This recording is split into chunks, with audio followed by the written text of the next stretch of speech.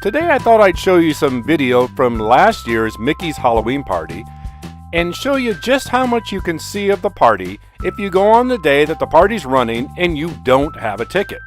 Now don't get me wrong, I think the party is a great event and well worth the price of a ticket.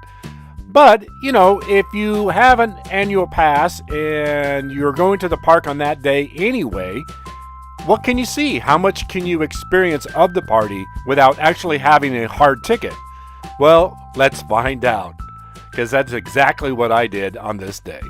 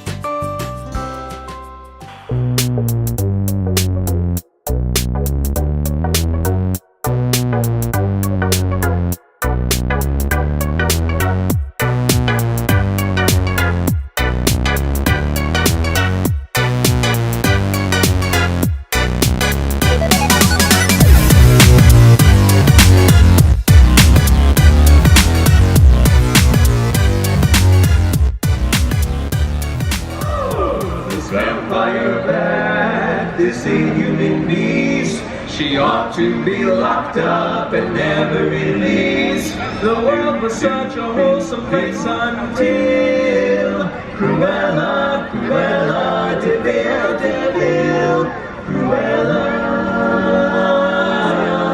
Cruella de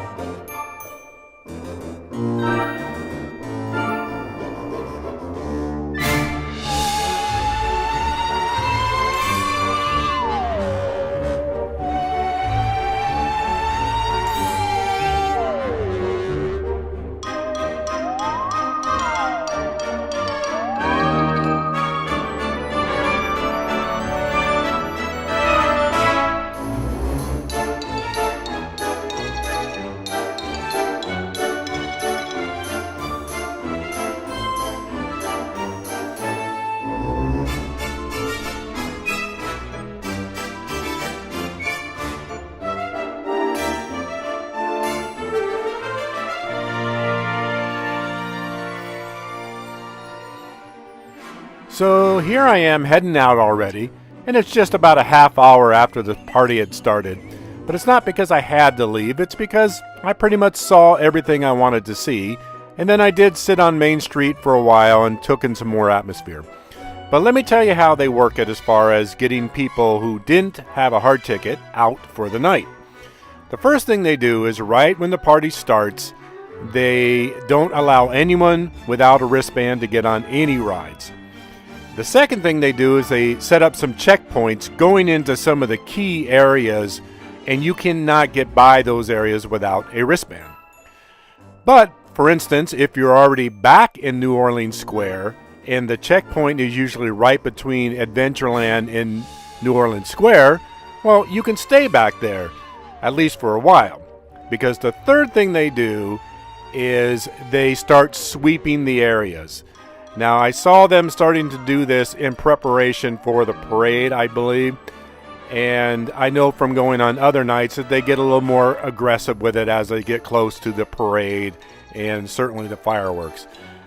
Even sitting on Main Street, kind of in a quiet area around Town Square at the very end, they will come up to you and ask if you have a wristband and get you out of there. So, and again, I'm not advocating trying to get away with anything. I certainly don't want to do that. I'm pro-Disney, and I don't even like to be someplace where I'm not supposed to be. So I pretty much just got out of there right away as soon as it looked like they were trying to move the people out. And I didn't try and sneak in the lines and sneak in the areas or do any of that. Overall, it was a pretty cool experience. Just be able to do this without having to pay the extra money for the party, because I got a lot of the flavor. And even 3 hours before the party starts, they let those party people in. So you're seeing all the costumes and all the kids excited and everything. And of course, all the decorations are up. And then you see a lot of the special lighting and the mist effects and the cadaver dance. You see all that right at 7 o'clock. So you can definitely experience some of that, even if you're just on your way out. And then, of course, all the projections on Main Street were very cool. Overall, I would say it was worth it to go if you're an APer and, you know, it doesn't bother you to have a shorter night, that you're out of there at 8 o'clock. No big deal. Still a lot of fun. And, of course, a couple other points I want to mention is that if you're in a ride queue at 7, you get to stay in that queue and complete the ride, which was really helpful if you're in queue for Nightmare Before Christmas, because that's a long line at this time of the year. And another point is, when you're done at the party, or you're basically getting kicked out of the party, you still can go over to Disney's California Adventure if you have a park hopper, or again, if you're an APer. You can just head on over there and have some more fun for the evening. So I still think it's a really nice night overall. And if you're like me and you love Halloween, it's just great to see all the kids and everybody excited.